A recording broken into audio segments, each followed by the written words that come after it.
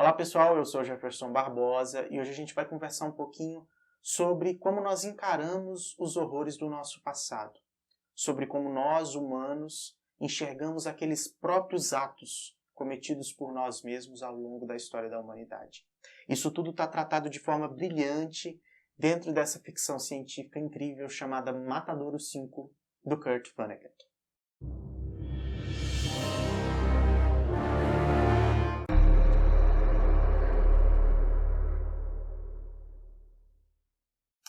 Então é isso, nós voltamos a falar de ficção científica, que é esse gênero que eu e a Juliana adoramos tanto, e que já tem diversos outros vídeos desse gênero aqui no canal. Então acompanhe o nosso especial, e para isso se inscreva no nosso canal, e também nos ajude a compartilhar esse vídeo, curtir ajuda bastante, então já curte, deixa o seu comentário e compartilhe esse vídeo por aí. O Kurt Vonnegut é um autor estadunidense, ele nasceu em Indianápolis em 1922, e aqui no Brasil a gente já tem outros livros dele publicados, tanto pela editora Aleph como pela editora Intrínseca. A gente tem As Sereias de Titã, Camas de Gato e Café da Manhã com os Campeões. Hoje nós vamos falar especificamente sobre Matadouro 5, um livro que guarda umas certas sutilezas e diferenças no modo como ele apresenta o seu enredo. O primeiro capítulo, por assim dizer, ele não faz parte da história.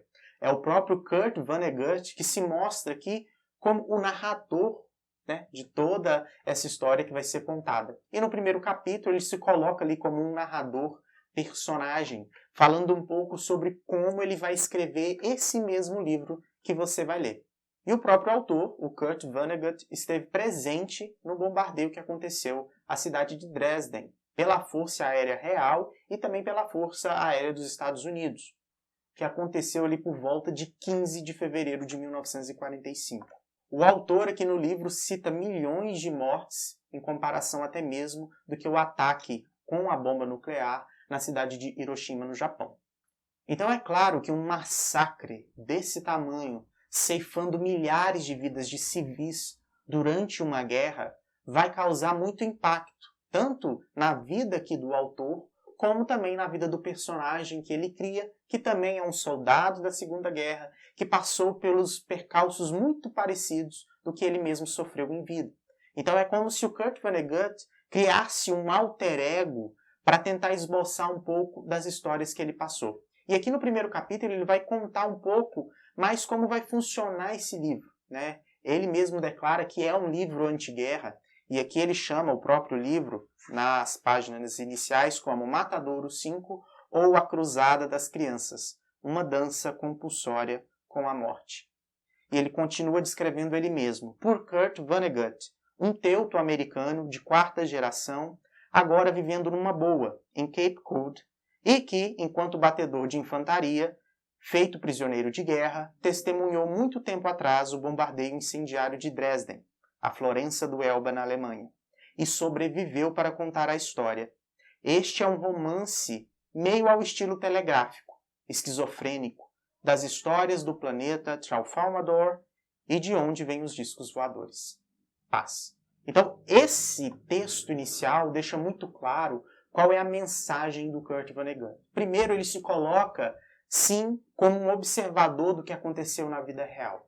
Então ele em nenhum momento quer se distanciar da obra que ele está contando, mas dizer sim que ele está sendo influenciado por esses fatos e de que ele presenciou aquilo que ele vai estar contando aqui nesse livro de ficção.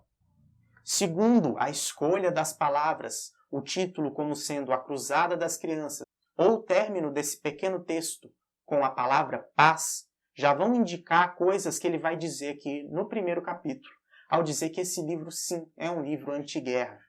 Ele diz literalmente aqui na página 18, nessa edição que eu tenho, é um livro anti-guerra? Sim, respondi. Acho que é. Sabe o que eu costumo dizer quando alguém me fala que está escrevendo livros anti-guerra? Não, Harrison. O que você diz? Eu digo, por que em vez disso você não escreve um livro anti-geleiras? Com isso, é claro, ele queria dizer que as guerras sempre existiram e que são tão simples de eliminar quanto as geleiras. Também acredito nisso. E mesmo se as guerras não despontassem por aí feito geleiras, ainda existiria a boa e velha morte. Aqui ele realmente então se posiciona como um narrador e um autor anti-armamentista e anti-guerra, apesar de ter por trás assim uma ciência de que infelizmente elas são inevitáveis, assim como a morte. E isso é um dos primeiros encantos de Matadouro 5. É a forma como o autor escolheu tratar essa história. Por ser algo tão pessoal e que o marcou tanto, o autor se colocar no meio dessas páginas já não diz muito sobre o que a gente vai encontrar nesse romance. E sendo um autor de ficção científica, ele escolhe então misturar essa realidade com esse fantasioso, esse fantástico da ficção científica, mas não para esconder a realidade, a brutalidade, mas para escancará-la ao nosso rosto. Ele escolhe, para mim, aqui, a ficção científica para mostrar os traumas que esses horrores do passado deixam naquelas pessoas que vivenciaram isso de perto. E também uma forma de lembrar a nós, aqueles que não passaram diretamente por essas experiências, daqueles horrores que os nossos antepassados realizaram, para que nós não cometamos os mesmos atos. E aqui no final do primeiro capítulo, antes de começar a nossa história, ele já vai nos dizer qual é o início e o final da história de ficção que vai ser tratada aqui. Porque isso não importa, porque aqui a ficção científica vai ser abordada como essa questão temporal. Supostamente o Billy Pilgrim, esse jovem que vivenciou então a Segunda Guerra Mundial, quando mais velho é abduzido por seres extraterrestres. E essa abdução vai fazê-lo viajar no tempo, uma vez que o tempo é entendido apenas como uma dimensão a mais na vida desses seres não terráqueos. Só que, como uma visão pessoal, com base naquilo que eu extraí do livro, essa introdução da ficção científica aqui nada mais é para mim do que um recurso, uma vez que o autor deixa bem claro em várias passagens e deixa esse tom de dubiedade bem levantado no romance, que aquilo que o personagem está passando pode ser tudo coisa da cabeça dele e pode ser entendido como trauma daquilo que ele passou durante o bombardeio e tudo aquilo que ele vivenciou na Segunda Guerra Mundial. Para mim, esse não é um livro de ficção científica que vai usar esse recurso narrativo para falar de vidas extraterrestres ou viagens no tempo, mas sim para utilizar esse recurso para mostrar como nós, seres humanos, podemos ser tão irreconhecíveis para nós mesmos. Como aqueles atos que nós praticamos são tão chocantes e nos marcam tanto ao longo de toda a vida.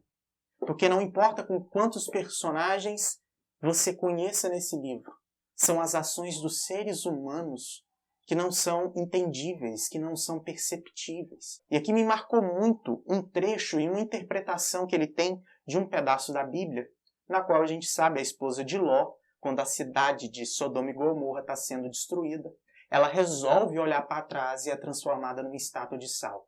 E aqui para o autor, essa personagem não cometeu nada de errado. Esse ato dela, na verdade, o faz a tornar muito humana, por enxergar aquelas pessoas que estão sendo devastadas e destruídas.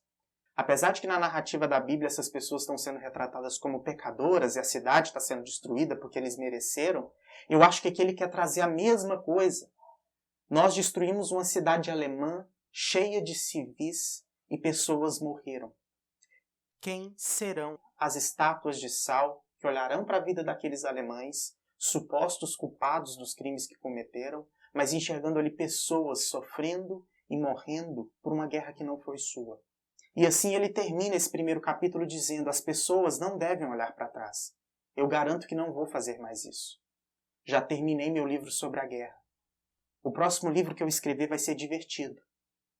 Esse é um fracasso, e tinha mesmo de ser, pois foi escrito por uma estátua de sal. Então Kurt Vonnegut deixa muito claro que ele é essa estátua de sal que olha para os destruídos de Dresden, mesmo sendo alemães, mas como pessoas que foram queimadas e torturadas por uma guerra que não devia ter existido.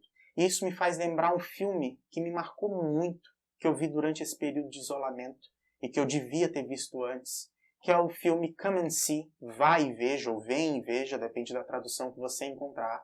É um filme bielorrusso, dirigido por Ellen Klimov, que vai mostrar a vida de um personagem chamado Flória, que no começo do filme está super encantado de entrar nessa guerra e ao final passa por toda essa percepção do quanto a guerra é crua e destruidora.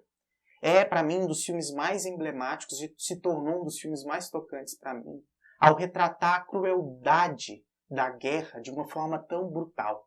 Se você ainda não assistiu Vai e Veja, é uma das coisas que você tem que fazer ainda nesse ano. E para que eu fiz essa relação? Porque o próprio nome do filme também faz relação a um trecho bíblico, aqui no caso do Apocalipse.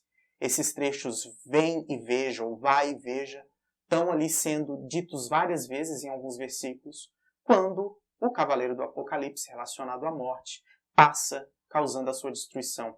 Então é isso, nós precisamos enxergar, e apenas isso, sendo estátuas de sal, enxergando aqueles horrores do passado pelo qual nós cometemos, que a gente consegue se blindar para que isso possa acontecer de novo. Que a gente consegue ser estandartes de um mundo pacífico e no qual a guerra não é nossa companheira. Então por isso eu indico Matadouro 5, que é esse livro incrível e que merece ser lido imediatamente. Então é isso, se você curtiu o vídeo, se você gosta de ficção científica, leia para libertar.